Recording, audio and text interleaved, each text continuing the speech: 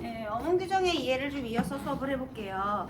일단은 우리 어문 규정은 총 4개의 장으로 구성이 되어 있다. 그래서 한글 맞춤법에 대한 것, 그리고 표준어 규정에 대한 것, 그리고 외래어 표기, 그리고 국어의 로마 표기 이렇게 4개로 되어 있고요. 그러면 한글 맞춤법에 대해서 다시 설명해 볼게요. 한글 맞춤법은 어떻게 표기할까와 관련된 건데 총 6장 플러스 부록으로 되어 있다 이런 말을 했습니다. 그래서 1장은 총칙에 관련된 거였고요. 한글 맞춤법 총칙 제1항은 표음주의 원칙과 표의주의 원칙에 대해 설명을 하고 있었죠. 그 다음에 제2항은 띄어쓰기 규칙인데요. 일단 무엇을 기준으로 띄어쓰는 거죠, 여러분? 단어. 단어의 정의가 뭐예요? 뜻을 가진. 뜻을 가지고 뭐 할 수 있는 말? 자립 형태에서 홀로 쓸 수 있는 말. 그래서 독립적이다, 다립성을 가진 말이다 이런 말을 했습니다. 그런데요, 각 단어는 다 띄어쓰는데 단어 중에 유일하게 붙여 써야 하는 것이 있죠. 뭐죠? 조사. 조사는 왜 붙여야 돼요? 그러니까 자립성이 없는 무슨 형태소라서? 의존형. 네, 조사가 지금 뭐라고요? 의조 형태소라서요. 네. 자, 그 다음에 세 번째 외래어는 외래어 표기법에 따라 적어야지. 네 맘대로 적지 마라. 이런 총 원칙이 있었습니다. 자, 그 다음에요. 이제 그 2장으로 가면요. 이제 자음과 모음의 순서와 이름이 나와 있고요. 이제 3장은 소리에 관한 것인데요. 소리에 관한 것에서 자, 5항을 한번 보도록 하겠습니다. 소리에 관한 거. 한글 맞춤법 제 5항이에요. 한글 맞춤법의 5항은 된소리라는 것을 어떻게 표기할 것인가 된소리 표기에 관련된 건데요. 여러분 이 된소리가 참으로 까다롭죠. 우리 된소리에 혹시 왜 우리 의문의 변동에서 된소리 되기 혹시 기억하시나요? 된소리 되기에 조건이 있었죠. 환경 조건. 뭐가 있었죠? 좋아, 그러면요 5항에 이렇게 써 있어요. 한 단어 안에서 뚜렷한 까닭 없이 나는 된소리는 된소리로 적어라 이렇게 적혀 있거든요. 그럼 여기 이런 말이 있네. 한 단어 안에서 뚜렷한 까닭이 없는 된소리. 얘는 소리대로 적어라. 된소리 표기를 해라 이런 뜻이거든요. 근데 여기에 한 단어라는 말은 왜 붙었느냐. 일단 우리 뚜렷한 까닭에 대해서부터 한번 얘기를 해볼게요. 뚜렷한 까닭이 바로 의문의 변동에서 배운 된소리 되기의 조건이거든요. 자, 여러분 된소리 되기 첫 번째 뭐 뒤에서?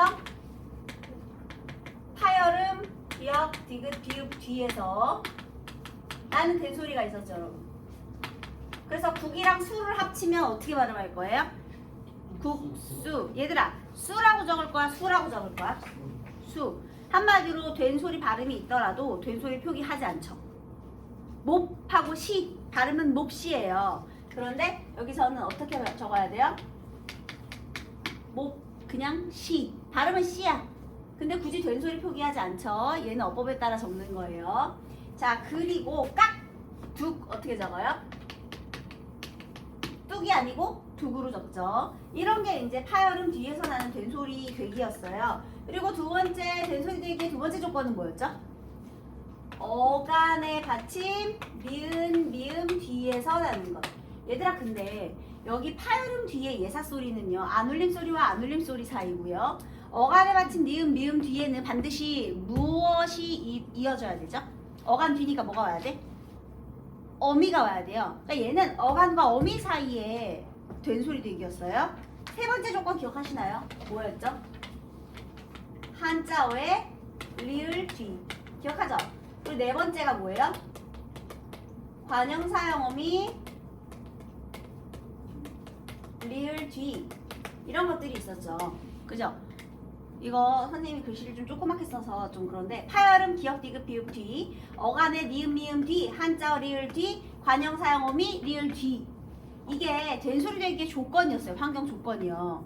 그래서 왜 이거 많이 했잖아. 예를 들면 물질의 구성. 근데 해녀의 물질. 이건 적을 필요 없어요.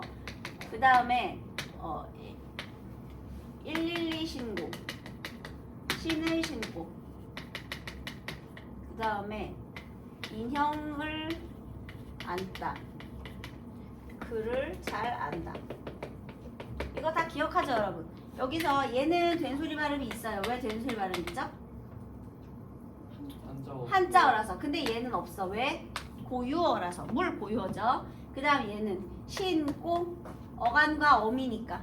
그런데 여기는 그냥 신고예요. 얘는 명사니까. 어간 니은이 아니니까. 그 다음에 인형을 안다 같은 경우는 어간 받침 니은 뒤에서 따 된소리 발음이 있지만 글을 잘 안다 여기는 왜 없죠? 알 니은 다니까 어간을 받침 니은이 아니라 현재 시제 선어 발음이 니은이기 때문에 자 이런 조건들 때문에 우리 된소리 발음 뭐 있는데 표기 안 하고 뭐, 된소리 발음이 있고 없고 뭐 이런 거 했었잖아요 여러분. 그죠? 자 그런데 여기에서요 선생님이 이제 나머지는 요거 빼고 지워볼게요. 뚜렷한 까닭이 있는 된소리라는 건요. 그러니까 얘네들이 처한 상황에서 반드시 일어나는 된소리들이에요.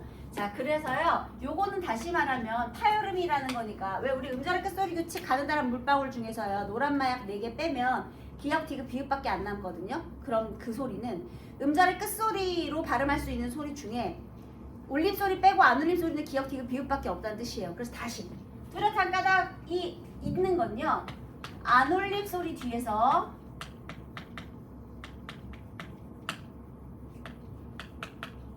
안 올림 소리 뒤에 된 소리 발음 이게 안 올림 소리라는 게 다시 말하면 파열음, 기역, 디귿, 비읍이었던 거예요. 이거 뒤에서 된 소리 발음이 있으면 뚜렷한 까닭이 있다고 하는 거예요. 얘들아 파열음이라는 건 막았다가 터트리는 소리잖아. 그러면 얘들아 기억하고 만약에 시옷을 같이 발음하려 그래. 그러면 막았다가 터트리고 또 막았다가 터트리고 아니면 막았다가 터트리고 마찰 일으키고 너무 불편하단 말이에요. 그래서 깍둑 같은 경우도 깍둑 힘들잖아요. 그래서 걔 마찰을 줄이기 위해서 된소리 발음이 있었던 거야. 근데 얘는 너무나 강력한 발음이라 된소리 표기를 해주지 않아도 알아서 된소리 발음을 했다는 거죠. 그럼 다시요. 뚜렷한 까닭이 없다는 건 그럼 무슨 뜻일까요? 아까 뚜렷한 까닭은 안 올림 소리 뒤에서 나는 된소리 발음이라며. 그러면 뚜렷한 까닭이 없다는 건 어떤 뜻일까? 안 올림 소리가 아니라 울림 소리 뒤에서 나는 된소리를 말하는 거예요. 자 그러면 국어의 울림 소리는 뭐가 있죠? 국어의 울림 소리 뭐가 있어요? 모든 모음은 다 울림 소리죠. 모음 뒤에 그 다음에 두 번째 노란 양말 그래서 이은, 니을, 이응, 미음 이런 것들 노란 뭐 마음 뭐 이렇게 디음과 유음 뒤에서 나는 된소리 얘네들은 전부 된소리 있을 때 된소리로 표기해라 이렇게 되겠습니다. 그쵸? 자 그러면요 여기에 해당하는 얘가요 이런 거죠. 너네 이거 한번 읽어볼래? 어게 읽을 수 있지.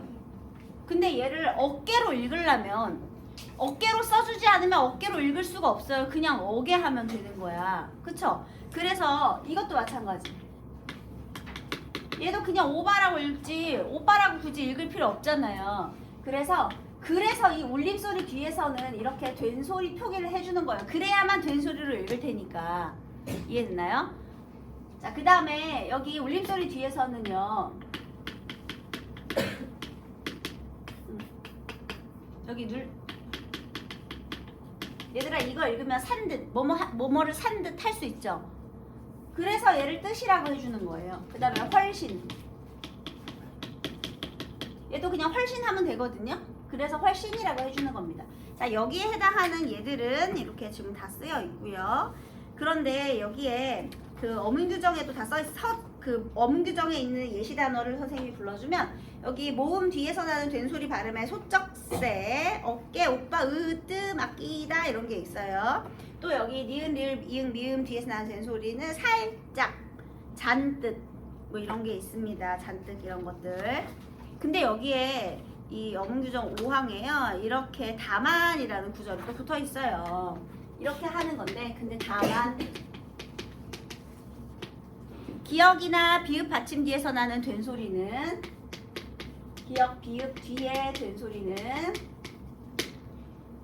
비슷한 음절이나 같은 음절이 겹쳐나는 경우가 아니면 된소리를 겪지 않는다. 즉 기역, 비읍 뒤에 있는 된소리는 된소리 표기하지 않는다. 예사소리로 표기해라. 얘는 또 어법에밖에 적어라. 이런 뜻이 되겠습니다.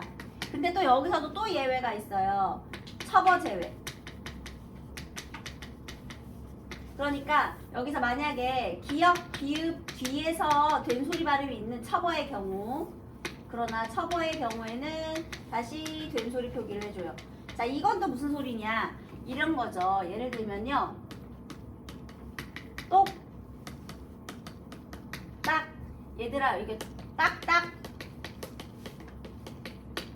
여기서 똑딱하고 딱딱 있잖아요, 여러분. 여기서 보시면은요. 딱딱하고 똑딱하고 둘 다 기역하고 디귿이 만나는 경우거든요. 근데 왜 얘는요. 우리 딱딱이라고 적는 딱딱 똑딱 얘네들은 왜 기역 비읍 뒤인데 된소리로 적지 말라 그랬는데 왜 적었느냐? 이런 걸 첩어라고 하기 때문에 그래요. 그럼 다시요. 여기다 적어줄게요.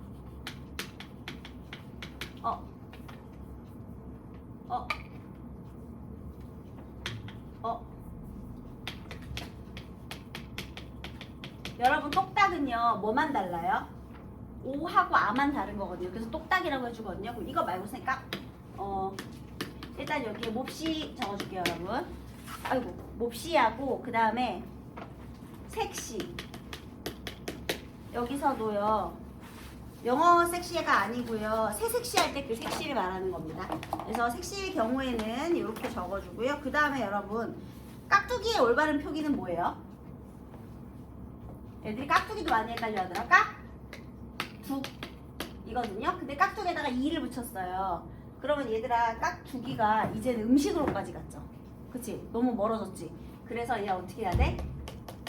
깍두기 이렇게 적는 거예요. 근데 깍두가 아니고 두인 이유는 여기에서 기역 비읍 뒤에 오는 소리이기 때문에 그래요. 그 다음에 첩어 같은 경우는요. 원래 딱 뒤에 딱이 오면 원래는 기역 뒤니까 그냥 닭이라고 적어야 되잖아요. 근데 이런 걸 첩어라고 해요. 첩어의 경우에는 어감을 살리기 위해서 그냥 똑같이 적어주는 거예요. 어감을 살려야 되니까. 딱딱, 똑똑 이런 것들. 그래서 이렇게 적어준다 이런 겁니다. 그래서 거기에도요. 딱딱, 똑딱, 똑딱 이런 것들 이렇게 적어줘라 이런 내용이 되겠습니다. 비슷한 음절이 겹쳐나니까요. 근데 여기에서 또 우리 사이소리 현상에 있는 사이쇼 표기하고 한번 비교해 볼게요. 여기에 예를 들면요. 모음 뒤에서 된소리 발음이 있으면 이렇게 된소리 표기하라고 했죠. 그러면 여기서 잠깐 사이시오 표기를 한번 볼게요, 여러분. 코에 병이 났어요. 우리 이거 어떻게 발음해요? 분명 된소리 발음이 있죠. 올림소리 뒤에 된소리 발음이 있는데 왜 얘는 코병이라고 적지 않고 콧병이라고 적을까요? 뭔 차이가 있죠? 얘도 오 뒤에 바가 아니라 빠 발음이 있는데 얘는 그냥 된소리 표기했잖아요. 오빠. 근데 얘도 코 뒤에 뿅 발음 있어요. 근데 코병이라고 적지 않고 이렇게 된소리 발음이 있음에도 불구하고 그냥 사이쇼 표기를 해주는 이유는 뭘까요? 뭐가 차이예요? 바로 요 차이죠. 한 단어. 참고로 사이시옷은요. 사이소리 현상은 언제 일어나요, 여러분? 고유어를 포함한 합성 명사에서 일어나지. 명사가 합쳐질 때. 그래서 앞말이 몸으로 끝나면 사이쇼 적어주는 거잖아요. 그치? 그러니까 아까 전에 얘 봐봐. 얘는 코하고 병, 얘 어때? 합성 명사죠. 근데 어깨나 오빠는 어하고 깨, 오하고 빠 쪼개는 게 아니잖아요. 얘네들은 어때? 한 단어지, 한 단어. 요 차이도 기억하셔야 돼요. 얘는 합성 명사고요. 그래서 합성 명사 사이에 된소리는, 그러니까 된소리 되기 관련된 표기까지 생각하면 세 가지 조건을 생각해야 되는 거예요. 의문의 변동 관련된 된소리 되기 조건. 그리고 두 번째는 된소리 표기. 한계맞춤법 5항과 관련된 뚜렷한 까닭이 없는 된소리의 표기. 그리고 사이쇼 표기까지.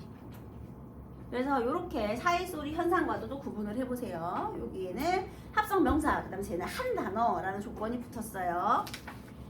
그래서 5항도 굉장히 까다로운 조항 중에 하나고, 출제 만약에 혹시 우리가 언어와 매체에 언어 문제에 어문 규정이 나온다 그러면 충분히 이런 다른 것과 이런 거를 보기로 그 그 지문으로 쭉 설명을 해주겠지. 그러고 나서 이걸 해석할 수 있는 문제도 충분히 나올 수 있습니다. 왜냐하면 여러 가지를 같이 생각해야 되기 때문에 형태소 조건을 하나하나 따져야 되거든요. 그래서 충분히도 나올 수 있는 가능성이 있다고 보겠습니다. 자, 그 다음에요. 어문 규정에서요. 우리 국외음화 조항이 있어요. 이제 6항 조항이거든요. 여러분 참고로 국외음화는 언제 일어나죠? 실제 형태소의 디귿티읕이 형식 형태소 이모음 앞에서 지읒치읒으로 바뀌는 거죠. 그래서 여기에 이런 말이 있네요. 디귿티읒 받침 뒤에 종속적 관계를 가진 이나 희가 올 적에는 지읒치읒으로 소리가 나더라도 디귿티읒으로 적는다. 한마디로요. 국외음화로 인해서 교체가 되더라도 걔를 어법에 맞게 적어라. 표기 소리대로 적어라. 뭐죠? 국외음화 조건이 나면 어법에 맞게 적어라. 이런 조항이에요, 여러분. 그쵸? 그래서 여기에 종속적 관계를 가진 이나 희, 이건 또 무슨 뜻이야? 종속적 관계라는 건 독립적으로 쓸 수 없다는 거잖아요. 그러니까 형식 형태소 말하는 거예요. 어미나 전미사 같은 이나 희가 올 때. 그래서 여러분 여기 6항은요 지금 종속적 관계를 가진 이나 희니까 국외음화 조항이 되죠. 근데 여러분 다시 국외음화는 또 언제 일어나요? 실질 형태소와 형식 형태소 사이에서 일어나죠. 실질 형태소의 디귿이 티읕으로 지읒이 치읒으로 변하는 거, 교체되는 거예요. 그쵸? 형식 형태소 뭐 앞에서? 이 모음 앞에서. 이 또는 반모음이 앞에서. 근데 여러분 형식 형태소가 아니라 실질 형태소가 오면 당연히 국외음화는 안 일어나죠?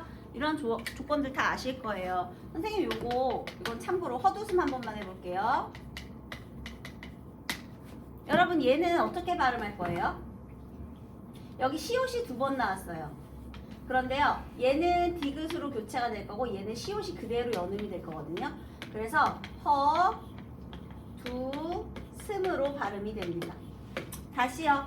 자, 헛 뒤에 오는 웃음은 무슨 형태소? 실질 형태소. 실질 형태소 앞에서 시옷이 디귿으로 바뀐 거는 뭐라고 하는 거예요? 절의 끝소리 규칙이 일어난 거죠. 실질 형태소 앞에서 일어난 거죠. 그 다음에 여기 뒤에 있는 음은 전미사니까 형식 형태소예요. 그러면 형식 형태소 앞에서는 안 일어나. 그래서 얘가 그대로 연음. 그쵸? 이런 게 무슨 조건? 실질 형태소, 형식 형태소 조건이에요, 여러분. 기억하시나요? 예? 이건 이제 음절의 국외음화는 아니고 음절의 끝소리 규칙 관련된 건데요. 그럼 비슷하게 이런 게 있죠. 너네 밭이랑과 밭이랑 기억하니? 밭이랑과 밭이랑? 그래서요. 밭이랑 사이 하고요. 밭이랑 논이랑. 자, 여기에도 실질 형태소와 형식 형태소 조건 있죠? 밭이랑 사이의 이랑은요 실질 형태소고요. 밭이랑 논이랑 여기서 밭이랑은 얘는 조사니까 형식 형태소예요. 그러면 여기서 똑같이 실질 형태소 앞에서는 뭐가 일어나요? 음절의 끝소리 규칙이 일어나요. 그래서 밭. 그 다음에 자음 뒤에 이모음이 올 때 합성음 파생어에서 니은천과 밭이랑 그리고 비음화까지 해서 밭이랑 이렇게 발음이 되죠. 그 다음에 쟤는 형식 형태소니까 국외음화 조건이 돼요. 그래서 밭이랑 이런 식으로 발음이 달라지죠. 그런데 자, 다시 표준 지금 이거는 한글 맞춤법이잖아요. 근데 얘는 소리를 반영하지 말고 그냥 어법에 맞게 형태소를 구분하여 적어라 이런 조항이 있었습니다. 자, 그 다음에요 모음의 8항 조항도 볼게요. 여기서요 이중모음 예의 표기인데요. 얘가 애로 소리 나는 경우가 있더라도 그냥 예로 적어요. 그래서요 계시다 얘는 계시다로 발음해도 된다는 뜻이에요. 근데 그렇게 발음하더라도 어법에 맞게 밝혀 적으라는 거죠. 혜택도 마찬가지로 혜택, 핑계도 마찬가지로 핑계. 하지만 예외가 있어요. 휴게실하고 게시판은요 얘는 이렇게 적습니다. 자, 그 다음에 9항의 의인데요. 자음을 첫 소리로 가지고 있는 음절의 의는 이로 소리 나더라도 무조건 의로 적어라. 그래서 자음 첫 소리는 이로만 발음할 수 있거든요. 얘들아 너네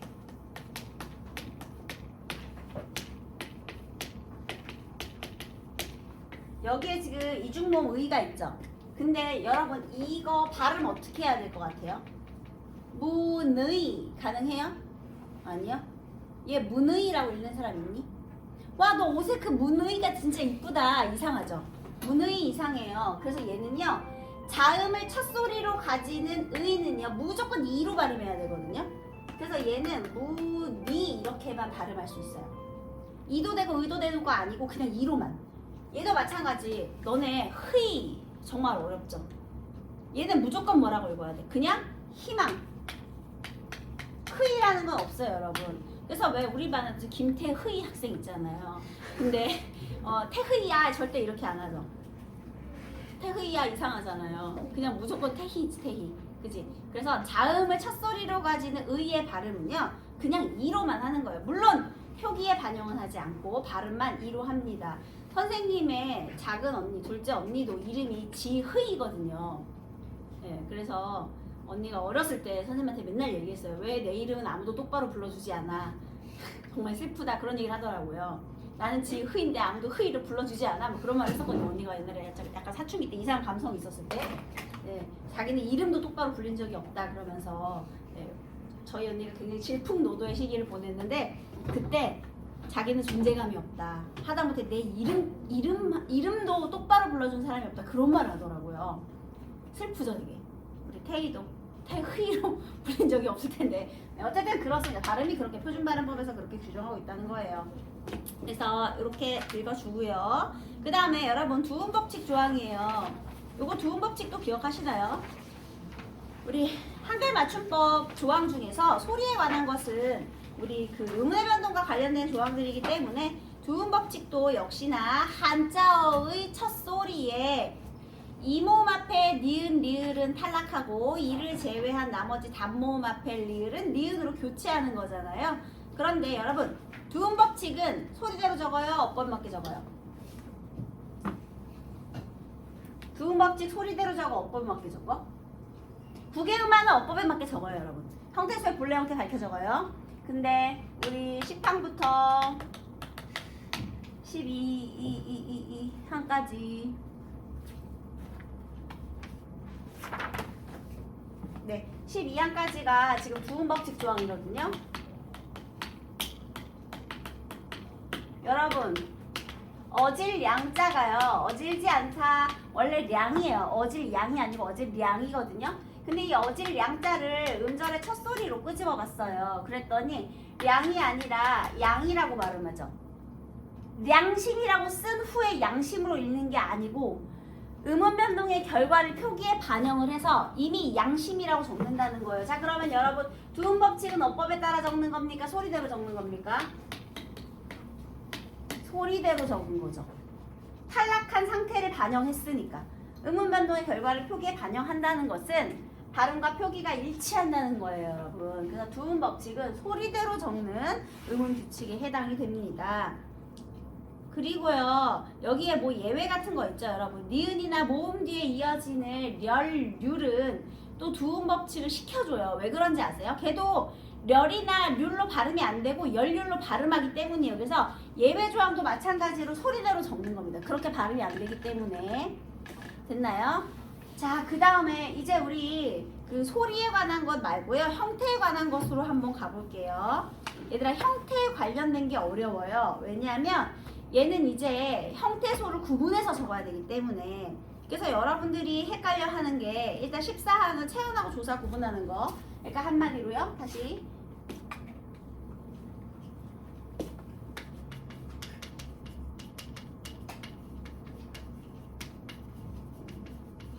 두음법칙 조항은 소리대로 적어라 이런 게 있었습니다. 자, 여기 소리에 관한 것이었고 이제 형태에 관한 것인데요. 여러분, 우리 형태소가요, 우리 이렇게 있잖아요. 실질 형태소와 형식 형태소, 체언과 조사, 그리고 어간과 어미, 그리고 어근과 접사, 특히 접미사 뭐 이런 것들, 뭐 접두사도 있고요, 접미사도 있고요. 그래서 얘네들을 어떻게 적을 것인가와 관련된 게 바로 이 형태에 관한 그 한글 맞춤법 조항이에요. 14항은 체언과 조사 구분하여 적는다.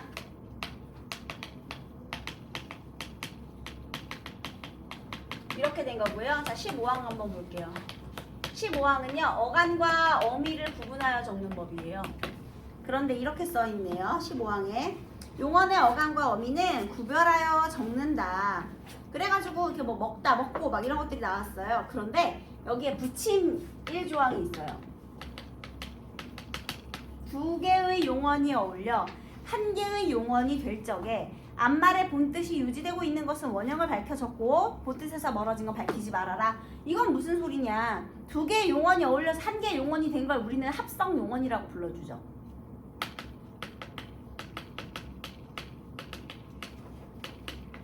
용언과 용언이 합쳐진 말이에요. 그쵸?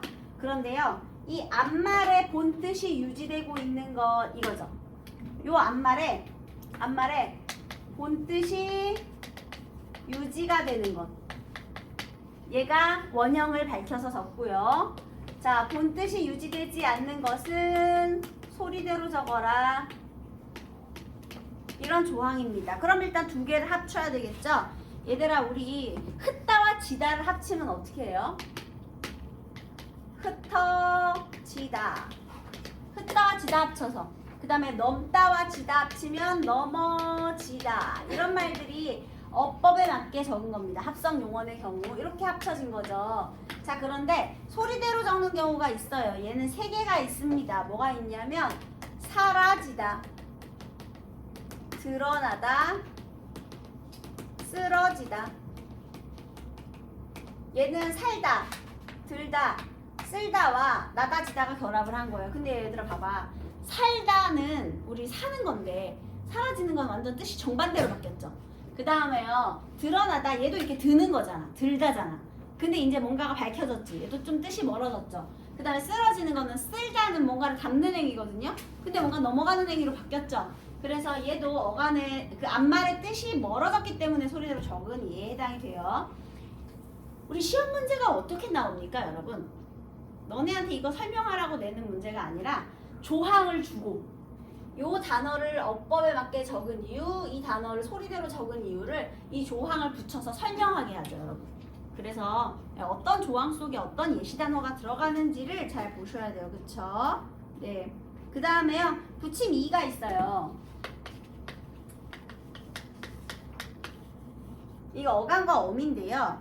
그 보조사요라는 게 있죠. 그리고 종결어미 오도 있고요. 그래서 종결어미 오 하고요. 그 다음에 연결어미 요, 종결어미 오, 그 다음에 붙임 3은요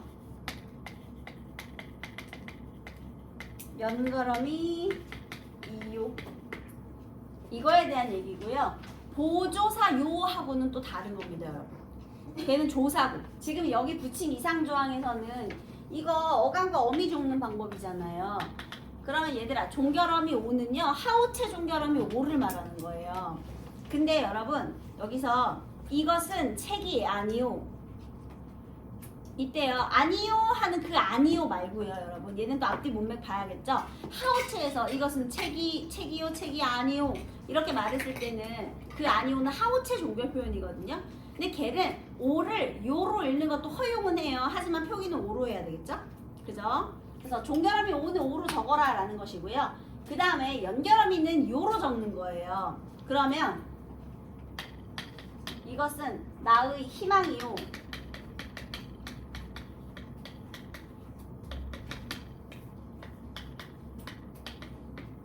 목표이다. 공부는 나의 희망이요 목표이다. 만약에 이런 말이 있다고 해보세요. 그럼 그때는 요를 적어야 된다는 거예요. 오가 아니라. 왜냐? 얘는 연결 형태니까. 연결어미의 형태가 원래 이렇게 요로 생겼어요. 그리고 문장의 끝에서는 오로 적고요. 보조사 요는 당연히 요로 적고요. 걔는 조사죠. 생략 가능하면 조사예요. 그래서 요렇게 종결어미 오와 연결어미 요에 대한 설명도 지금 15항에 붙어 있습니다. 그리고 보조사 요도 있죠. 얘는 뭐 생략이 가능하죠. 그래서 얘를 같이 얘기를 했고요. 15항에서요. 자, 그 다음에 우리 뭐 17항의 조사 요가 이제 얘가 17항에 나온 거예요. 자, 그 다음에 이번에는요 전미사가 붙어서 된 말 19항을 좀 보도록 하겠습니다. 자, 이제는요 전미사가 붙어서 된 말, 그러니까 파생어를 적는 방법이에요, 여러분.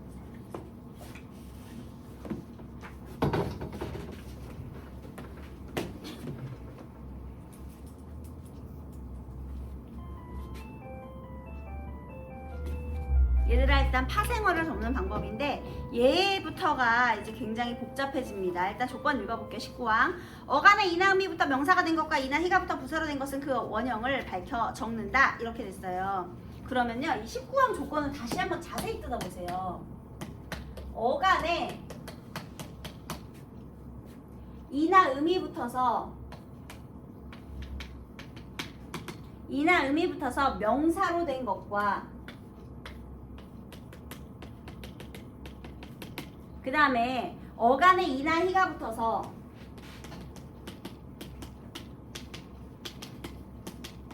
부사로 된 것은 어법에 맞게 적어라죠. 이게 무슨 소리야? 얘들아 우리 파생어는요. 근에 접사가 붙어서 이루어지죠. 이때부터 그럼 이제 어간과 어근의 개념이 헷갈리기 시작해요. 여러분들이. 이게 무슨 소리냐? 우리 파생어는요. 단어의 뿌리를 이루는 어근에 이제 접사가 붙는 건데 뒤에 오니까 일단 편의상 전미사 하나만 얘기해 볼게요. 접두사 말고 전미사의 경우. 그럼 얘들아 이 단어의 뿌리가요. 명사에서 왔을 수도 있고요. 예를 들면 바둑이. 바둑 이게 그 바둑이라는 게 명사잖아요. 그럼 바둑에다가 이가 붙었으니까 바둑이. 그 다음에 일찍이 같은 경우는 어때요 여러분? 일찍의 품사가 뭐예요? 일찍 일어난다 할 때. 부사잖아요. 그쵸? 그 다음에요. 먹이 할 때 이건 뭐죠? 용언의 어간이죠. 그러니까 다시 이 어근이 명사에서 이 단어의 뿌리가 명사에서 있었을 수도 있고요. 이 단어의 뿌리가 부사에서 있었을 수도 있고 관형사에서 있었을 수도 있고 그 다음에 용언 즉 동사나 형용사에서 왔을 수도 있다는 거예요. 그런데 동사나 형용사는 다른 품사와는 아주 다른 특징이 있어요. 바로 뭘 하죠? 활용을 해요. 활용한다는 건 어간과 어미로 이루어져 있다는 건데 어미는 계속해서 변하는 거야. 내가 만약에 잡고라는 단어를 사전에서 찾고 싶어. 그럼 니들 잡고 안 찾잖아. 뭘 찾아? 잡다를 찾잖아요. 그 다음에 잡으면을 찾고 싶어. 그래도 잡다를 찾잖아. 어미는 어차피 변할 거니까 걔는 떼버리는 거야. 단어의 형성에서는. 지금 우리 활용을 공부할 게 아니고 그 단어 자체를 공부하는 거니까 거기에서 동사나 형용사의 어간이라는 표현을 써준 거예요. 그러면 우리 보통 어근에 전미사가 붙었다 어색하지 않아요? 그리고 애들이 명사에 전미사가 붙었다 여기까지도 의심하지 않아요. 그런데 이상하게 어간에 전미사가 붙었다 그러면 거기서부터 개념이 헷갈리기 시작하는 거예요. 왜냐면 너네가 생각했을 때 어간은 무조건 어미랑 어울려야 된다고 생각을 하니까. 그러면 어간에 전미사가 결합했다. 그러면 이 어간이 바로 어근이 어디에서 왔다? 용언에서 왔다. 즉 용언의 파생과 관련된 부분이구나를 알 수가 있는 거죠. 그리고 여기 전미사 자리도 좀 보세요 여러분. 이나 이나 희. 일단 이나 희에서 희를 빼면요. 히읗은 좀 독특하니까 얘 빼면 얘는 모음으로 시작하는 전미사들이에요. 그리고 그 중에서요. 너네가 만약에 어떤 동사나 형용사를 명사로 만든다고 생각해봐. 그러면 대부분 이를 붙이죠. 또는 음을 붙이거나요. 그래서 가장 흔하게 널리 쓰이는 전미사는요. 그 형태를 알아보기 쉽기 때문에 그냥 어법에 맞게 적어주는 거예요. 이게 어느 단어에서 왔다는 걸 우리가 잘 알고 있기 때문에. 근데 이제 이 다음 자리예요. 일단 우리가 요 형태에 관한 것을 공부하려면 만약에 파생어다 그러면 용언의 파생이니까 지금 요 자리가 어근 자리예요. 어근이 어간에서 왔다는 거야. 그리고 얘는 이제 모음으로 시작하는 전미사고요. 선생님이 굳이 여기 모음으로 시작하는 전미사라는 걸 강조한다는 것은 자음으로 시작하는 전미사가 결합할 수도 있기 때문에 그렇습니다. 예를 들면은요. 요거 한번 볼까요? 일단 여기에 이나 음이 붙어서 된 것, 이나 희가 붙어서 된 것 이렇게 있고 여기에 다만이라는 조항이 있어요. 다만 이나 음이부터 명사로 바뀐 것이라 할지라도 여기에 붙는 거예요. 다만 이나 음이부터 명사로 바뀌어도 어간의 뜻에서 멀어진 것은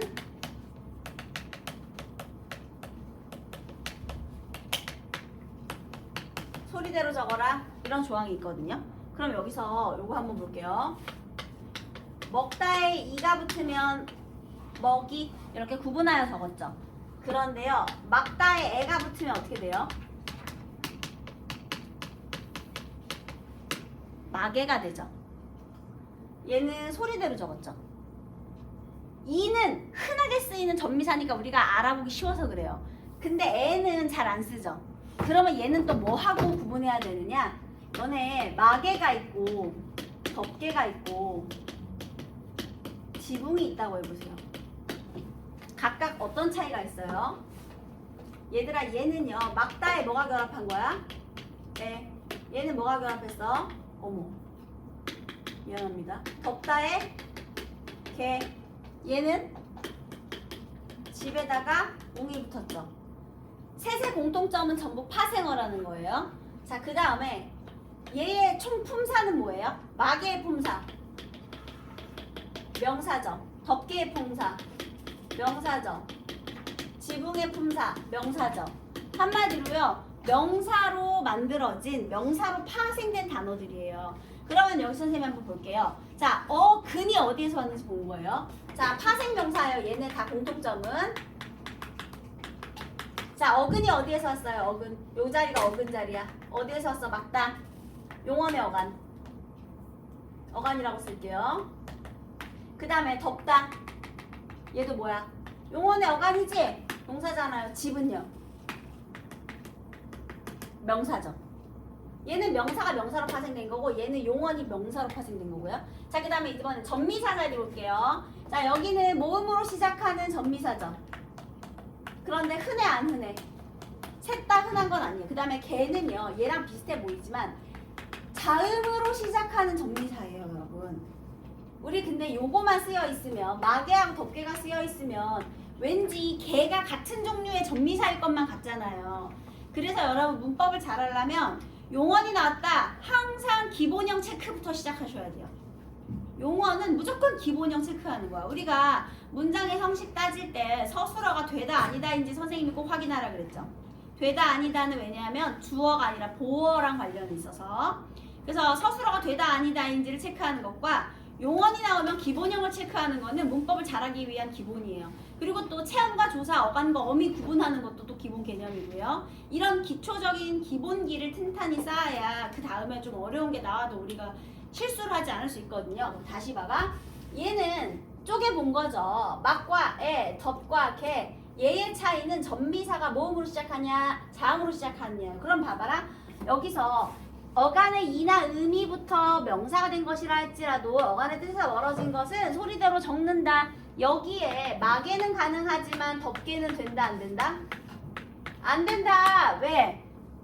이나 이외의 모음으로 시작하는 전미사가 아니기 때문에. 자, 그 다음에 집, 얘도 안 돼. 얘는 왜 안 돼? 어간이 아니어서 안 돼. 얘는 이제 명사라서 안 돼. 그래서 여러분 요거 한글 맞춤법 조항에서 뭘 봐야 되느냐, 특히 파생어 관련된 조항은요, 어근 자리 보고요, 그 다음에 전미사 자리 보고요, 최종 품사 자리 보는 거예요. 이렇게 세 개를 다 봐야 돼요. 그러면 절대 실수하지 않을 수 있어. 내가 어디를 봐야 되는지를 알고 문제를 풀면 실수를 줄일 수 있잖아요. 다시 어느 자리를 봐야 된다? 어근 자리, 단어의 뿌리 자리, 어디 처음 출발한 품사를 보는 거예요. 그 다음에 전미사가 붙었다 그러면 그 전미사가 모음으로 시작하는 건지 자음으로 시작하는 건지도 한번 보세요. 널리 쓰이는 건지 아닌지도. 그리고 나서 마지막에 파생된 그 품사까지 보면 아주 완벽히 문제를 풀 수가 있어요. 그래서 봐봐. 19항. 이제 이걸 알고 보니까 다시 보이죠. 어간에, 용언의 어간에 전미사 이나 의미부터 명사 파생된 것, 이나 희가부터 이번에 부사로 파생된 것. 이 파생어를 적는 법이구나. 당연히 어법에 맞게 적어야겠죠. 그리고 참고로 이런 것도 있어요.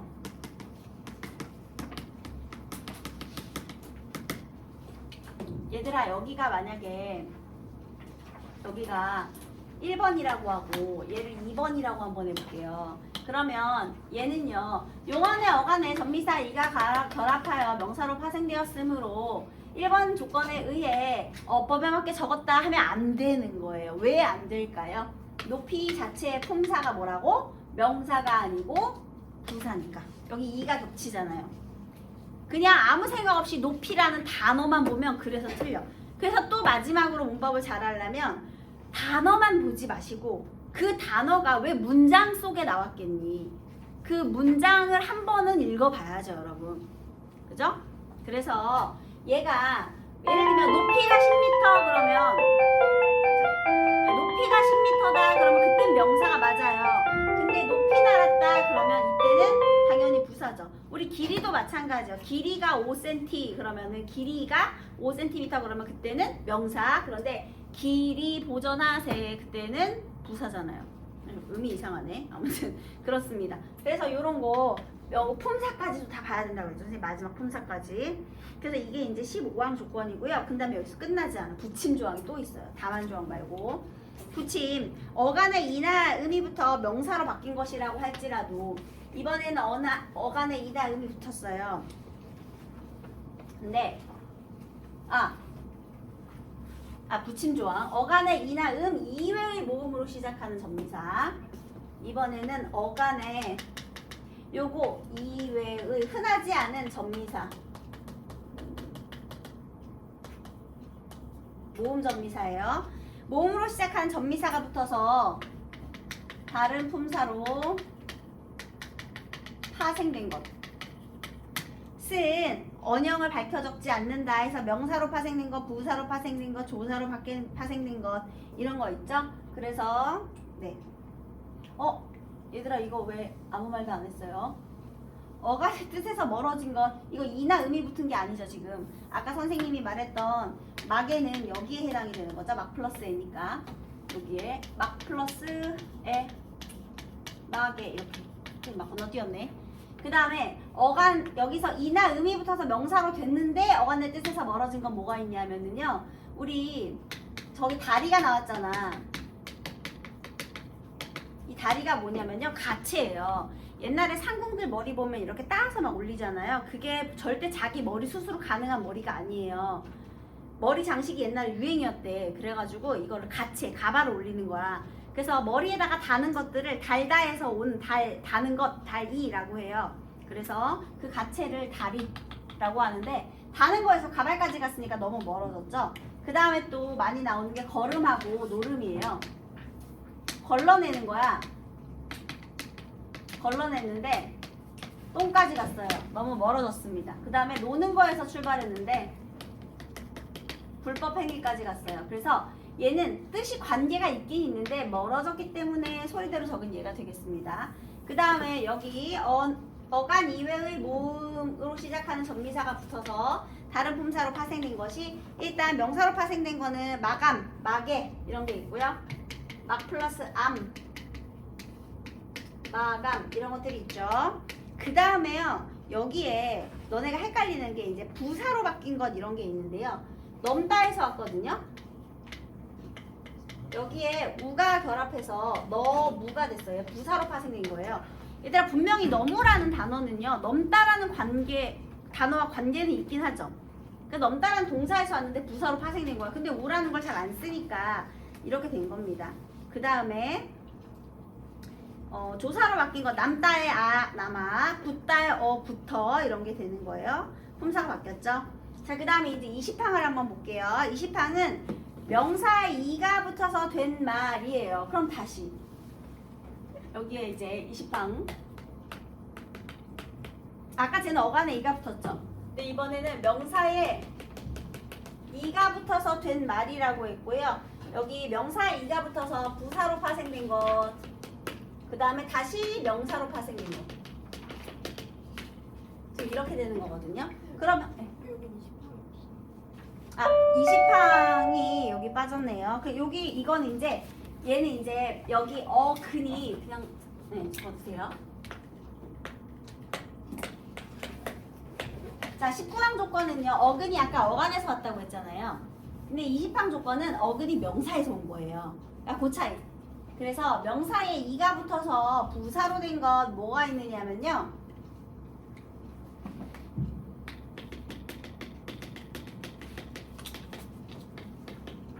곳곳이. 여러분 낮게 할 때 그 낮 이것도 명사거든요. 그래서 낱낱이 그 다음에 곳곳이 낱낱이 그 다음에 묵묵시 이런 것들이 있습니다. 얘는 이제 부사가 되었기 때문에 이렇게 그냥 원형을 밝혀 적은 거예요. 이가 붙어서 부사가 됐어요. 그 다음에 명사가 된 게 있어요. 예를 들면요.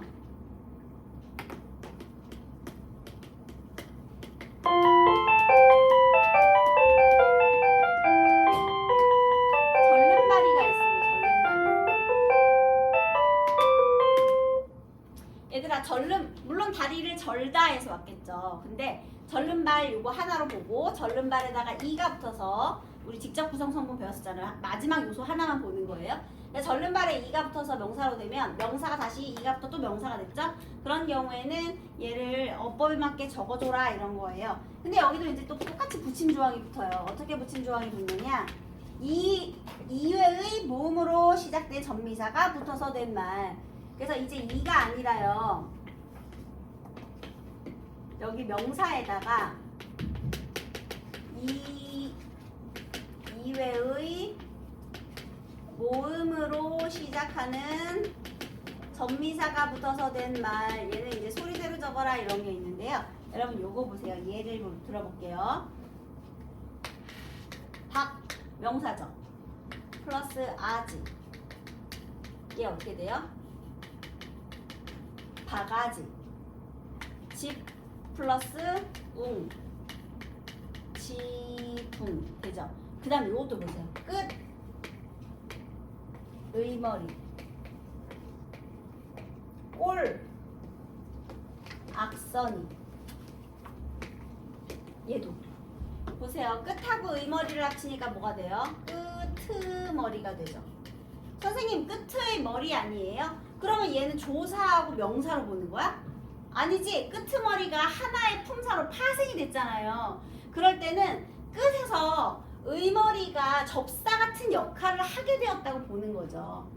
그 다음에 꼴 악선이도 마찬가지예요. 여기서 꼴에다가 악선이가 붙어서 꼴악선이가 됐거든요. 꼴악선이라는 단어는 꼴 모양에서부터 온 거예요. 그래서 여기도 꼴이 악선이가 또 다시 꼴악선이가 됐어. 근데 여기서 뭔가 모음으로 시작하는 이상한 다른 전미사 같은 역할. 전미사가 대충 뭔지를 감이 잘 안 오는 거 흔하지 않으니까 그렇게 구분하기 어려운 경우에는 형태를 알아보기 어려운 경우에는 그냥 소리대로 적어라 이런 겁니다. 그래서 흔히 널리 사용되는 파생 전미사가 사용된 경우에만 그 전미사의 형태를 밝혀주고요. 전미사의 형태가 애매하다 그럼 그냥 소리로 적는 거예요. 우리 원래 어원을 분명히 알 수 있으면 어원을 밝혀 적지만 어원을 잘 모르겠다 그러면 소리대로 적는 거거든요. 그래서 뜻에서 멀어진 것도 약간 어원이 불분명하기 때문에 그 다음에 여기서도 우리 전미사의 형태가 뭔지 잘 애매하다 그런 경우에는 어원이 불분명해 보이니 어원이 확실히 드러나지 않으니 그냥 다 소리대로 적는 거예요. 일단 첫 번째 원칙은 그렇습니다. 네, 그 다음에요. 20이랑은요. 명사나 용언의 어간 뒤에 자 이번에는 어떤 자리예요? 여기 어근 자리가 명사여도 좋고요. 그 다음에 어간이어도 좋아요. 근데 이제 뒤에 뭐가 중요한 포인트야? 자음으로 시작하는 전미사가 붙는 경우. 여태까지는 전부 막 모음 전미사를 막 이렇게 저렇게 막 했잖아요. 근데 자음 전미사 이렇게 퉁치고 있어요.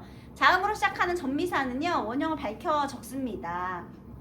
그런데 여기에 명사 뒤에 자음 전미사, 어간 뒤에 자음 전미사 이런 게 있는데요. 자, 여기에 이런 게 있네요. 어간 뒤에 자음으로 시작하는 전미사가 붙어서 된 것에요. 국다라타가 있습니다.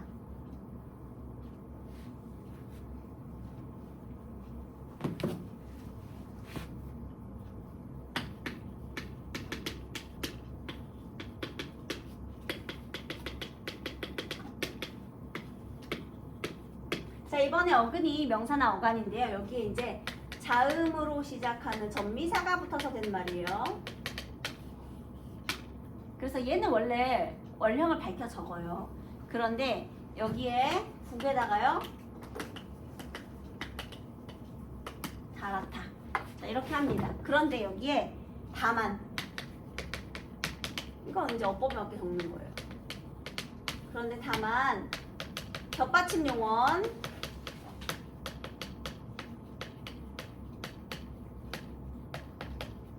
겹받침 용언의 어간인데 뒷받침의 소리가 나지 않는 것. 뒷말에 소리가 나지 않는 것. 그러니까 대표음이 앞소리인 것은 소리대로 적어라 라는 조항이 있어요. 자, 이건 무슨 소리냐?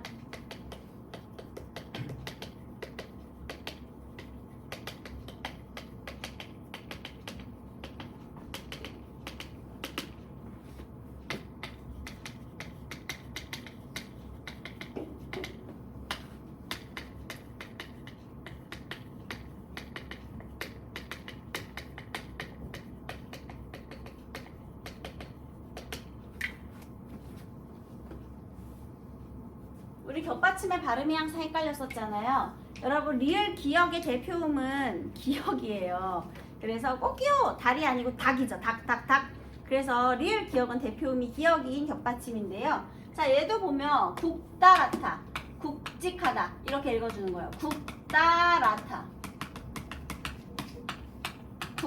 굵직하다. 즉 뒷받침의 발음이 있어요. 그런 경우에는 어법에 맞게 적어주는 겁니다. 그런데요 똑같은 건데 얘 같은 경우는요 얇다라타, 널찍하다 즉 뒷말에 발음이 없습니다. 그런 경우에는요 소리대로 적는 거예요. 물론 여기 뒤는 어법에 맞게 적었지만요. 그런데 우리 리을 비읍 발음이 굉장히 헷갈리죠. 리을 비읍의 대표음은 원래 덕살 아니고 18살이잖아요 여러분. 원래 리을 비읍의 대표음은 리을이에요. 그래서 넓다라고 하지 넓다라고 하지 않아요. 넓다 리을이 대표음인 게 맞거든요. 이렇게 리을이 대표음인데 얘도 예외가 있죠.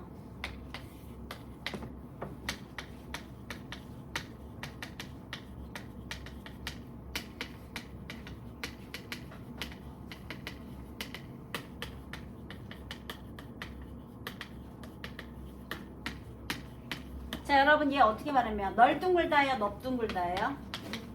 넙뚱글다. 널쩍하다예요 넓적하다예요? 넓적하다. 얘도 널쭉하다 이상하죠? 넙죽하다. 자 리을 비읍 이 널다의 경우 예외적으로 얘만 비읍으로 대표음을 발음해 주거든요. 그러면 얘는 리을 비읍의 대표음 중에서는 예외인데 뒷받침의 발음이 있으니까 자음으로 시작하는 전미사가 붙었더라도 이렇게 어법에 맞게 적어준 거예요. 근데 얘놈은 뒷받침의 발음이 없기 때문에 원래 대표음대로 발음을 했는데 소리대로 적게 된 거죠. 그래서 여러분 널찍하다 하고 넓적하다 넙죽하다 이게 굉장히 헷갈립니다.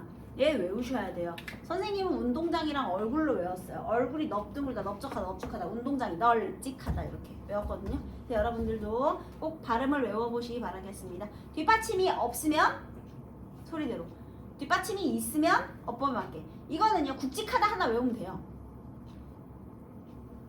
얘들아 너네 참고로 이거 어떻게 읽을 거야? 늙다야 늙다야?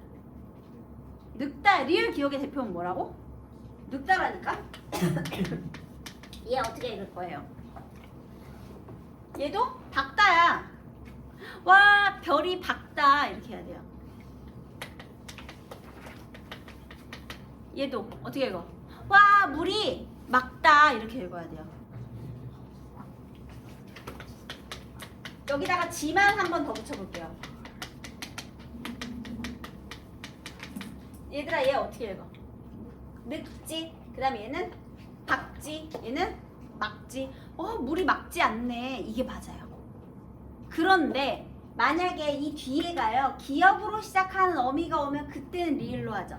그래서요 늙지 했지만 고를 붙이면 늙고, 그 다음에 박지 했지만 개를 붙이면 밝고, 그 다음에 막지 했지만 고를 붙이면 맑고 이렇게 기역 앞에서만 리을로 바뀌는 거예요. 리을 기역은요. 리을 기역은 원래 기역인데 기역 앞에서만 리을로 바꿔주는 거예요. 그래서 이거는 발음이 늙지 박지 막지가 맞습니다. 알겠죠? 소리를 낼 때, 자 리을 기읍의 대표음은 뭐죠? 지금? 아니 원래는 뭐죠? 미안해 이쪽에서 리을이지. 자 여기 뒤에 받침 발음이 없죠? 이렇게. 근데 얘는 뒤에 게 대표음이죠. 그럼 뒷받침에 발음이 있네. 그래서 얘는 어법에 맞게 적은 거예요. 그러니까 대표음이 겹받침 2개 중에서 뒷받침이 대표음이면 이렇게 뒷받침에 소리가 있는 거고요. 여기서처럼 앞받침이 대표음이 되면 뒷받침에 소리가 없는 거죠. 그런데 이런 경우에는요. 선생님 얘도 넓다예요. 그런데 얘는 왜 어법에 맞게 적었죠? 이렇게 소리대로 안 적고요. 얘는 전미사가 붙어서 파생된 단어가 아니에요. 이건 지금 뭐 말하는 거야? 원래 겹받침이 활용된 용어의 어간에 자음으로 시작하는 전미사가 붙은 경우를 말하는 거예요. 그래서 원래는 넓다 이렇게 써요. 그런데 여기에 지금 직하다나 다랗다라는 전미사를 붙이면 이렇게 소리대로 얇다랗다, 널찍하다 이렇게 소리대로 바뀌어서 적는 겁니다. 넓다는 그냥 기본, 그러니까 그냥 단어고요. 네. 그 다음에 얘는 이제 파생어죠. 네. 그래서 이렇게 차이가 있네요. 그리고 또 다음에는 뭘 봐야 되느냐? 28행에서요. 리을과 어울릴 때 리을 소리가 안 나는 거 있잖아요. 이거 리을 탈락된 거거든요. 그 리을 탈락은 또 소리대로 적어라 그런 뜻입니다. 활하고 살하고 합치면 뭐가 돼요? 화살. 말하고 소는 마소. 딸하고 님, 따님. 솔하고 나무, 소나무 이렇게 되죠. 근데 여러분 항상 탈락하는 건 아니에요. 소리랑 방울은 솔방울이잖아. 그죠? 그런데 소하고 나무는, 솔하고 나무는 솔나무죠. 소나무죠. 그죠? 그래서 그냥 발음이 없으면 없는 대로 적으면 돼요. 자, 그 다음에 이제 사이시옷입니다. 여러분 사이시옷 굉장히 헷갈리죠? 근데 사이시옷 조항이요. 여러분 아시겠지만 몇 년 전에 수능에 나온 적 있죠? 그죠? 그러니까 어문 규정이 얘들아 안 나오진 않아요. 수능에 나오긴 나옵니다.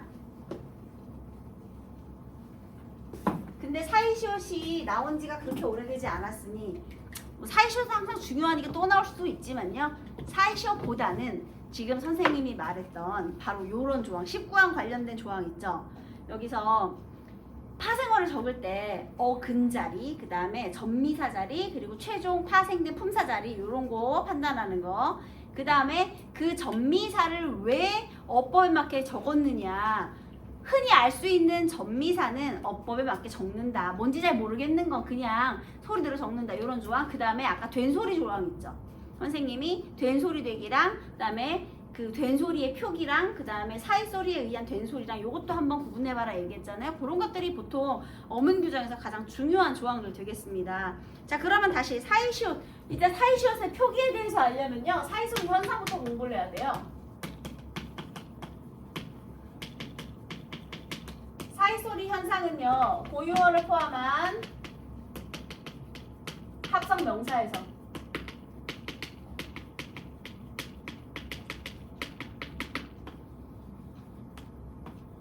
둘 중 하나는 고유어여야 된다. 그 다음에 합성 명사여야 된다. 거기에서요. 첫 번째 된소리 발음이 있거나 두 번째 니은이 덧생기거나 니은이나 니은이 덧나는 발음이 있으면 사이소리 현상이라고 하고요. 이 사이소리 현상이 있는 단어 중에서 모음으로 끝나는 말 밑에다가 시옷 표기를 해주는 게 사이시옷 표기예요. 사이시옷 표기 또는 사이소리 표기라고 하는 겁니다. 자, 그러면 다시 사이소리 현상은 아까 이렇게 일어난다면서요. 근데 사이소리 현상은 도대체 어떤 조건에서 이러는 거냐. 아까 선생님이 합성명사라는 말 했죠. 그럼 얘도 이렇게 되겠네요. 이렇게 되겠네. 합쳐지겠네. 그죠? 그런데 여기에서요. 이게 조건이 3개가 되는 거예요. 자, 이거 어떻게 되는 거냐. 일단 된소리가 되려면요. 이게 된소리가 되려면 요 초성이 뭐여야 돼?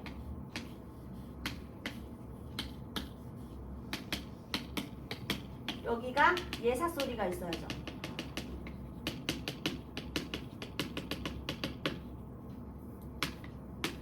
그치? 예사소리가 있어야, 예를 들면 선생님이 아까 코하고 병 했잖아요. 예사소리가 있어야 걔가 된소리로 발음이 될 거 아니야. 얘들아, 우리 시냇가 할 때 그 시냇가 있죠?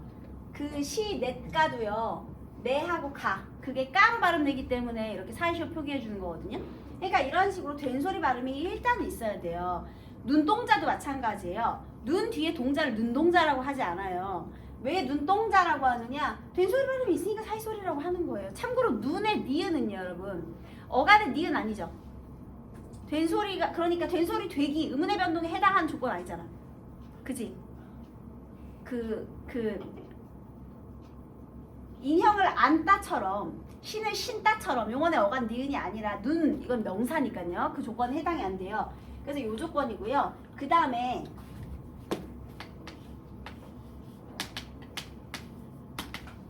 이렇게 있잖아요. 근데 여기가요, 우리 요 자리는 모음으로 끝날 수도 있고, 그 다음에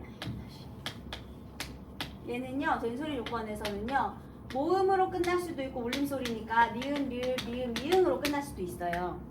이거 좀 크게 써줄까? 너무 작죠? 다시 크게 써줄게. 된소리 발음이 있는 경우인데요. 합성명사니까 다 고유어를 포함한 합성명사여야 돼요. 여기는 예사소리인 구조어서조가 오고요. 얘가 이제 된소리 발음이 있는 거죠. 그 다음에 자, 요 자리가 모음으로 끝날 수도 있고요. 아니면 니은, 리을, 미음, 이응으로 끝날 수도 있어요. 그러면 얘들아, 모음이나 니은, 리을, 미음, 이응으로 끝나는 것은 전부 울림소리라고 하죠. 된소리 발음이 있을 때인데요. 한마디로 이 사이소리 현상은 기본적으로 울림소리 뒤에서 나타나는 거예요. 아까 전에 된소리 되기에 가장 중요한 조건은 안 울림소리 뒤에서의 된소리였잖아요. 그죠? 네, 그럼 다시. 그래서 요렇게 모음으로 끝나던가 아니면 이렇게 끝났을 때 여기가 된소리 발음이 있는 경우 모음 뒤에서만 시옷을 적어주는 거예요. 안타깝게도 받침이 있을 경우에 시옷을 못 적어줘요. 그 다음에 니은이 덧나는 경우 얘는요,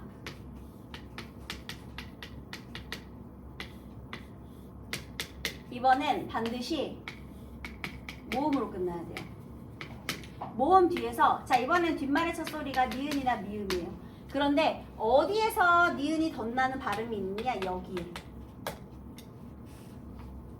여기에 덧나는 발음이 있는 경우 얘를 시옷 표기로 해주는 거예요. 선생님, 니음청가랑 뭐가 다른가요?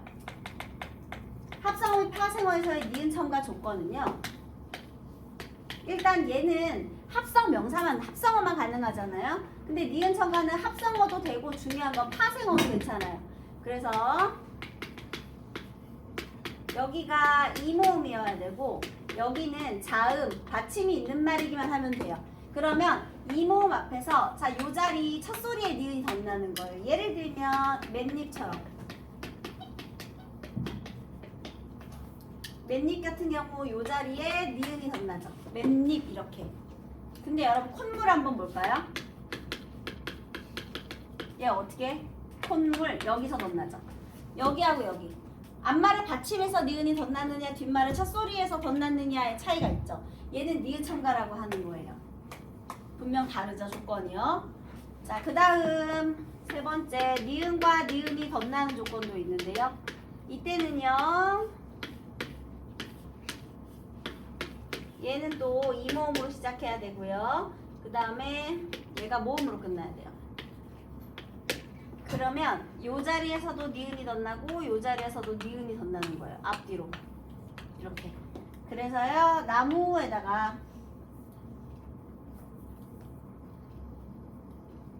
네, 여기는 이제 이모음이어야 되고요. 그러면 나무 플러스 잎.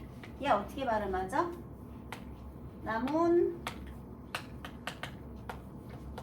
나뭇잎 이렇게 발음하죠.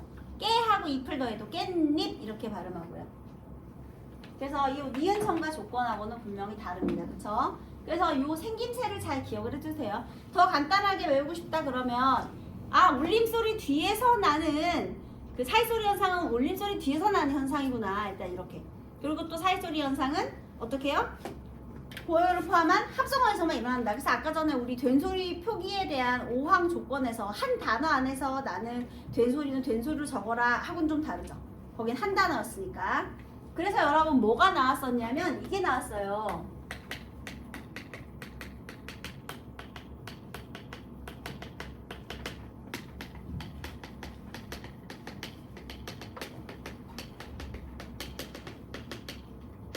얘도 전세하고 가.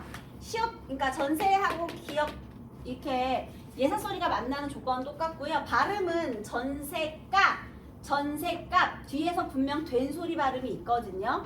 그런데 얘의 올바른 표기는 이렇게 되고요.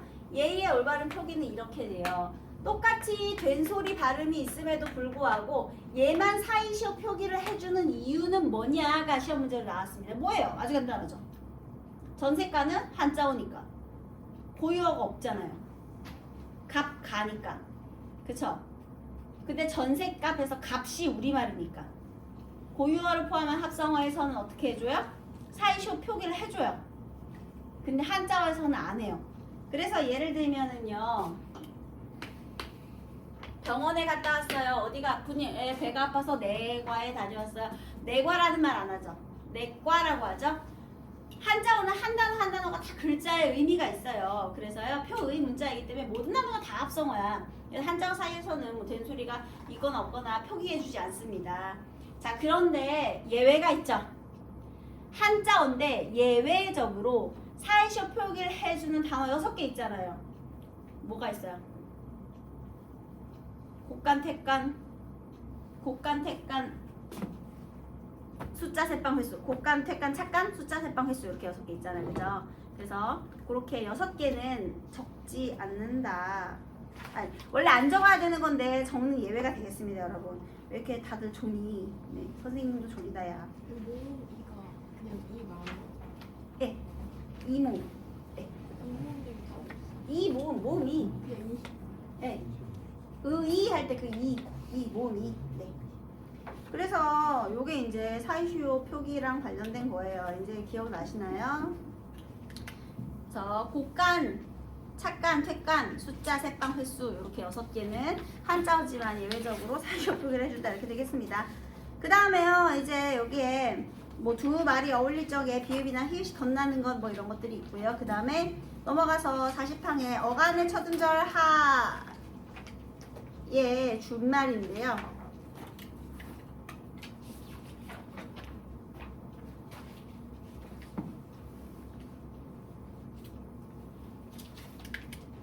우리 40항은 하가 준말인데 이렇게 되는 거예요. 땡땡 하가 붙는 말 있죠. 그래서 지금 요게 이제 줄어들 거거든요. 근데 하 앞에 있는 이 단어의 뿌리가요. 여기가 울림소리일 수도 있고 그 다음에 안 울림소리일 수도 있어요. 자, 울림소리는 다시 한번 말하지만 모음과 노란 마음을 말하는 거예요. 자음 중에서는 노란 마음. 걔네들을 말하는 건데요. 어간의 끝음절 하의 아가 줄고 히읗이 첫 소리와 어울려 거센 소리로 될 적에는 거센 소리로 적는다 이렇게 돼 있어요. 그래서 예를 들면은요, 여기에 해당하는 게 이제 이렇게 돼요. 간, 편, 하 뒤에 여기서 보면은 자, 하 앞이죠. 얘들아, 울림소리죠. 그치? 울림소리 뒤에서는요, 뭐만 줄어요? 아만 줄어요. 울림소리 뒤에서는 히읗 이거 중에서 아가 줄어. 그러니까 히읗만 남는 거야. 그러면 자, 하 뒤에 오는 요 말이 축약을 일으켜야 돼요. 그래서 히읗과 지읒이 축약을 일으켜서 치읓이 되는 거야. 그래서 얘의 발음은 어떻게 돼요? 간편치가 되는 거예요. 원래 우리 보통 간편하 개가 많이 나오죠. 그래서 간편캐 이런 거. 그 다음에 연구하 도록도 한번 해볼게요. 자, 하 앞을 보는 거야. 자, 모음이니까 얘도 울림소리죠. 그러면 울림소리에서 아만 빠져요. 그래서 여기도 어떻게 돼? 연구 토록 이렇게. 그럼 안 울림소리를 한번 해볼까요? 거북. 자, 안 울림 소리 뒤에서는요, 하 자체가요, 다 빠져요. 그래서 거북하지 않다. 자, 그러면 얘는 어떻게 읽어야 돼요? 하를 다 빼. 얘는 어떻게? 거북지. 여간 거북지 않다, 이렇게. 그 다음에 또 많이 나오는 게 섭섭하지. 섭섭하게 생각하지 않는다. 여기서 거북하고 섭섭 둘 다 안 울림 소리니까 안 울림 소리 뒤에서는 다 지워요. 그래서 섭섭게 이렇게 캐가 아니라는 거죠. 그래서요, 요거를 외워요. 그 다음에 또 많이 나오는 게 생각하건대. 얘도 많이 나오죠. 하건대 앞에 안 울림 소리 뒤니까요, 하를 다 지워요. 그러면 생각헌대가 아니고 생각건대가 되는 거죠. 됐나요? 그래서 안 울림 소리 뒤에서는 예사 소리, 울림 소리 뒤에서 거센 소리 이렇게 외워주세요. 얘가 축약을 일으킬 거기 때문에 히읗이 남아있잖아요. 그러니까 울림 소리 뒤에서는 거센 소리. 거센 소리라는 것은 히읗이 있다는 뜻이겠죠. 그 다음에 안 울림 소리 뒤에서는 예사 소리. 이렇게 외워도 돼요. 아니면 다정타, 무능타 이런 거 단어 하나만 외워놓는 거야. 오, 참 다정타. 다정타, 다정, 울림 소리잖아요. 울림 소리 뒤에서 타, 거센 소리 있었죠. 걔 하나만 외워두면 나머지는 이제 반대니까 외우시기 편하겠죠? 그럼 요거 한번 볼까요? 서슴지예요, 서슴치예요. 자, 얘는 하가 줄어든 말이 아닙니다. 왜냐하면 서슴하다가 아니죠. 그냥 서슴따지. 그래서 얘는 발음도 서슴, 어감 받침 니음 뒤에서는 예사소리, 어미의 첫소리를 된소리로 발음해야 되잖아요. 얘는 그래서 발음도 서슴찌예요. 이런 말은 없습니다. 하지가 줄어든 말이 아니에요. 서슴따거든요. 물론 얘는 보통 서슴지 않고 부정형이랑 어울리는 말이 있는데요. 뭐 서슴 없이 할 때 그 서슴지거든요, 여러분. 그래서 발음도 찌고요. 얘는 이렇게 씁니다. 왜냐하면 애초에 서슴하다라는 말이 줄어든 말이 아니기 때문에, 하다가 줄어든 말이 아니기 때문에 그래요. 알겠죠? 그래서 이렇게 했고요. 그 다음에 표준어 규정으로 빠르게 넘어가 보면요. 아, 여기 47항에요. 아니, 이제 47항이 아니라 그 41항부터 띄어쓰기 조항이 있는데요, 여러분. 그 띄어쓰기 조항은요, 조사만 붙이고 나머지는 다 띈다고 생각하시면 돼요. 의존명사도 띄고요, 단위명사도 띄고요, 열거해주는 말도 띄고요. 여러분, 김민석 씨 붙여야 띄어요. 씨. 애들이 이거 많이 들리더라. 씨는 띄어야 돼요. 호칭명은 띄는 거예요. 우지윤 선생 붙여야 띄어요. 띄어요. 그 다음에 이승우 학생 붙여야 띄어요. 띄어요. 그러니까 그러면 권혁군 붙여야 띄어요. 아, 씨를 띄니까 군도 띄어야지. 그래서 띄는 거예요. 띄는 건데요. 선생님의 님은 붙이는데 그 왜 있잖아요. 선생님의 님은요, 그 전미사로 이루어진 새로운 단어잖아요. 근데 예를 들면 이윤호님 들어오십시오 할 때 있잖아요. 그때 님은 띄는 거예요. 씨처럼. 이윤호 씨처럼 쓰이는 말. 호칭이에요, 호칭. 이거는 그 선생님처럼 전미사로 쓰인 님이 아니기 때문에. 그래서 어쨌든 씨 이런 건 띄워줍니다. 그리고요, 그 띄어쓰기 중에 이런 거 있죠. 여러분이 제일 헷갈리는 게 아마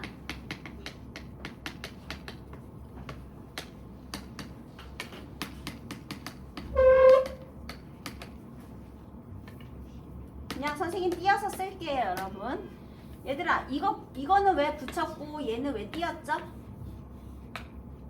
이 대로는 무엇이니까 붙인 거예요? 보조사, 조사니까 붙인 거예요. 체험 뒤에 조사니까. 근데 얘는 뭐니까 띈 거예요? 의존명사야. 앞에 관형어의 수식을 받았죠. 그러면 얘는 어떻게 구분해요? 앞에만 보면 돼. 앞에가 체험이면 조사고요. 체험 아니면 용언의 관형사형이네. 그럴 때는 띄워주는 거예요. 관형어의 수식을 받는 의존명사니까요. 자, 이런 것도 많이 있죠. 뭐가 있어요? 이런 것들은.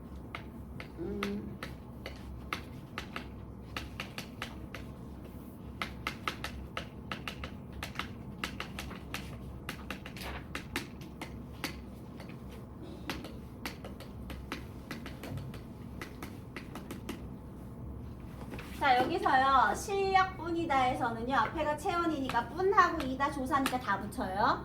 그런데 여기서는 어때요? 할 뿐이야에서 뿐은 뭐예요? 의존명사니까 띄는 거예요. 그죠? 그 다음에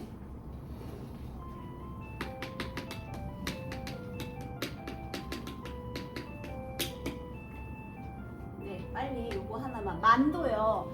얘도 의존명사 많이 있거든요. 그래서 네 너만 이렇게 하면 요때는 체언 뒤에 많이 보조사 많이에요. 근데 이때의 만은요. 선생님 이거는 용언의 관용 사용이 아니에요. 이건 뭔가요? 얘들아 여기서 이 만은요. 다른 사람은 빼고 너만이라는 의미를 강조하죠. 근데 이때는요. 시간의 의미예요. 기간, 시간. 그럴 때는 무조건 의존명사. 이런 게 비슷한 게 뭐가 있냐면 그 일을 끝마치는 데 3시간이 걸렸다. 이거랑요. 너를 만난 지 1년 만이다. 이때도요. 만난 지, 끝난 데 이게 다 기간이나 시간이거든요. 기간, 시간 관련된 게 만대지 요거 3개 있어요. 여러분. 그러면 얘는 뭐랑 구분해야 되느냐? 요 만은 조사 의존명사 구분해야 되는데요. 이 대는요. 니은대, 니은지라는 연결 어미하고 구분하셔야 돼요. 이건 또 무슨 소리냐? 얘들아 만약에요. 집에 가는데 비가 내리기 시작했다. 이거 보세요. 집에 가는데 이때 시간이야. 이 대가? 기간 시간이에요? 아니죠. 얘는 그런데 그거를 의미를 연결해주는 이 연결해주는 연결어미란 말이에요. 그 다음에 니은지는요. 얼마나 놀랐던지 심장이 쿵쾅거렸다. 여기서도요. 얼마나 놀랐던지 시간하고 전혀 관계가 없죠. 그런 경우에는 어미니까 붙여주는 거예요. 그래서 이런 경우만 붙이고요. 어미니까 나머지 기간과 시간 이런 시간의 의미가 추가됐을 때는 의존명사니까 띄워주는 거예요. 참고로 여기는 뭐 애를 붙이고 여기는 뭐 가 이렇게 명사니까 조사 붙여서 말 되면 말 되겠죠. 네, 그래서 이렇게도 해보시면 되겠습니다. 그리고요. 본용어하고 보조용어는 원래 붙이는데 띄는 것도 허용을 해요. 근데 엔간하면 그냥 다 띄세요, 여러분. 그럼 헷갈리지 않아요. 띄는 게 원칙인데 붙여 쓰는 것도 허용한다며. 그럼 그냥 다 띄면 되잖아. 그리고 붙여 쓰는 경우는요. 몇 개 없어요. 우리 보조적 연결어미가 아어 개지고거든요. 아어 개지고가 뭐예요? 여기 본용어과 보조용어를 연결하는 그 여기에 보조용어 이거 연결하는 게 이제 보조적 연결어미거든요. 그래서 여기에 이제 용언 2개가 연결이 되는 거예요. 근데 여기에서 이게 다 이렇게 하나하나만 왔을 때만 그때만 띄고요. 뭐 어지다. 그다음에 뭐 해 간다. 뭐 이럴 때만 띄고요. 나머지는 그냥 다 붙이고요. 나머지는 그냥 다 띄는 건데 엔간하면 다 띄면 헷갈리지 않아요, 여러분. 본용어 보조용어는요.